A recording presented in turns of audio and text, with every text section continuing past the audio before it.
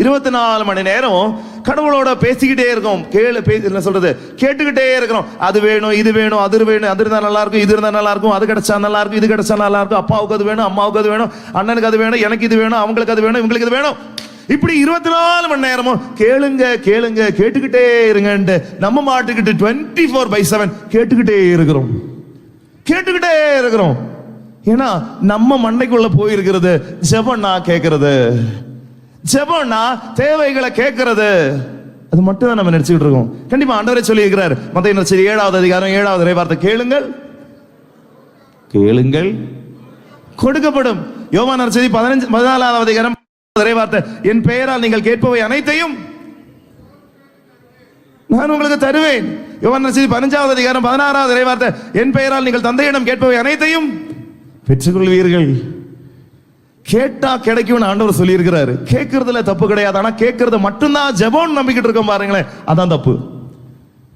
நாம் பேச வேண்டியதை பேசிட்டு நான் கம்முன்னு இருக்கணும், அவர் பேசுறத நான் கேட்கணும். அங்க ஒரு 2-way ப்ராசஸ். கடவுளோட பேசுறதுன்றது கிடையாது, கடவுளோட உரையாடுவது தான் ஜெபம். கடவுளோட உரையாடல் ஒரு கான்வர்சேஷன், ஒரு 2-way ப்ராசஸ். நானும் பேசணும், கடவுள் பேசுறது நானும் கேட்கணும். அன்பார்ந்தவர்களே, ஜெபம் என்ன அப்படின்னா என்னன்ட்டு வாழ்க்கையில நம்ம என்ன செஞ்சாலும் செய்யக்கூடிய காரியங்கள்ல எனக்கு ஆண்டவருடைய முகம் தெரியுதா, அது எனக்கு ஜெபம்னு அர்த்தம்.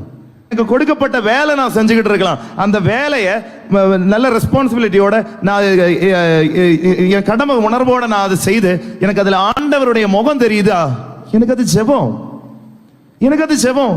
மணிக்கணக்கா கோயில்ல உட்கார்ந்துகிட்டும் எனக்கு அங்க ஆண்டவருடைய முகம் தெரியலன்னு வைங்களேன், அதுக்கு பேரு ஜெபம் கிடையாது.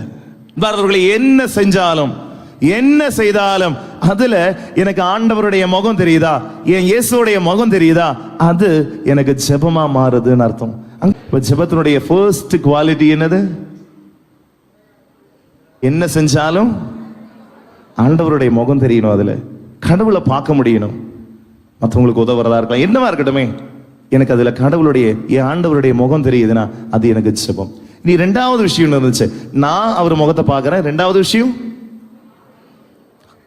அவரு என் முகத்தை பார்க்கிறாரு. அங்கேதாங்க ஜெபம் கம்ப்ளீட் ஆகுது. 24